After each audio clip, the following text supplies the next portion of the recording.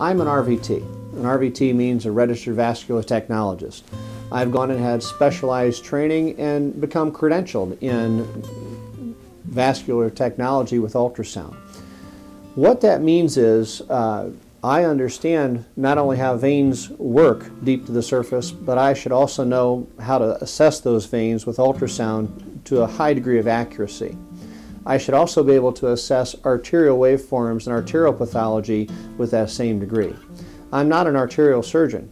I see a number of patients that come to me with leg pain, however, that's not vein related but is arterial in nature, and so I'm able to do an accurate test and get that patient onto a physician that can manage that arterial component.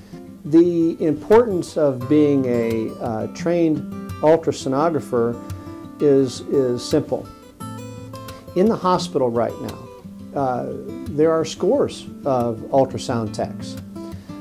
But to do a peripheral venous exam of the superficial veins is not a commonly taught procedure, and it's certainly not one that's routinely done in the hospital. If a patient goes to an outpatient center to have an ultrasound to look at their lower extremity, the areas that could be treated are often ignored. Okay, the deep system is actually the area of focus.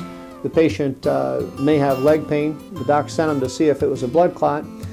The deep system is normal, there's no blood clot, but the problem may be in the superficial system. They could have a superficial thrombus that's not diagnosed.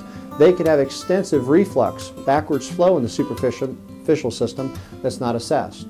So what's interesting is that it doesn't stop with just the credential, it stops, it's starting to begin with the payers, where major payers such as Medicare and other commercial insurers are requiring that the studies be done by a credentialed ultrasonographer, credentialed in vascular studies.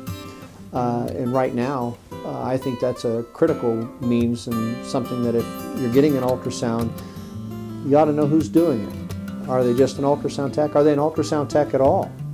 You don't have to be an ultrasound tech to hold a probe. So if you're getting an ultrasound, it might be worthwhile to just see what are the credentials of my ultrasonographer. And if there's a question about your diagnosis, it never hurts to get a second opinion.